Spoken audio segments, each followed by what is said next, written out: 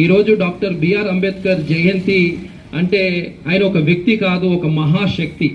అనగారి వర్గాల జీవితాలలో అంధకారాన్ని తొలగించి వెలుగులు నింపిన ఒక మహనీయుడు, ఒక సామాజిక విప్లవ సూర్యుడు డాక్టర్ బిఆర్ అంబేద్కర్ అని సందర్భంగా తెలియజేస్తున్నాను.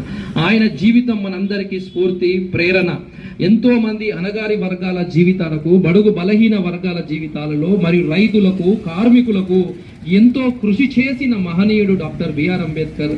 ఆయన ఆర్థిక శాస్త్రవేత్త, న్యాయ నిపుణుడు, ఓ మంత్రి, అన్నింటికంటే మించి ఒక మానవతావాది మరియు అనగారిన వర్గాల పక్షపాతి డాక్టర్ బిఆర్ అంబేద్కర్ అని సందర్భంగా తెలియజేస్తా ఉన్నాను.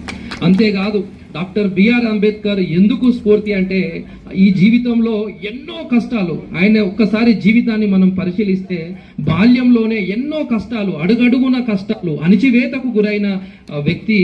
కనీసం స్కూల్లోకి వెళ్తే ఒక ఇండివిజువల్గా పక్కన కూర్చోబెట్టారు, తాగడానికి నీళ్ళకు కూడా పర్మిషన్ ఇవ్వలేకుంటే ఆయన అడుగడుగున అణిచివేతకు గురైతే దానికే ఓ పోరాటంగా మారిండు, బాధను విప్లవంగా మార్చి ఓ గొప్ప మహనీయుడిగా మారి మన దేశానికే స్ఫూర్తివంతంగా ప్రేరణించే విధంగా తయారైన ఒక మహనీయుడు అని సందర్భంగా తెలియజేస్తున్నాను. అంతేకాదు డాక్టర్ బిఆర్ అంబేద్కర్ గారు చదువుతోనే, విద్యతోనే అన్ని అసమానతలను తొలగించవచ్చని నమ్మి ఆయన ముంబై నుంచి కొలంబియా కావచ్చు, కొలంబియా నుంచి లండన్కు పోయి ఉన్నత విద్యలు, ఉన్నత మేధావిగా తీర్చిదిద్దబడ్డాడు. ఆయన చదువు తన సొంతానికి యూజ్ చేయలే, సమాజ అసమానతలను తొలగించడానికి, అంటరానితనాన్ని తొలగించడానికి ఆయన యొక్క చదువును ఉపయోగించాడు.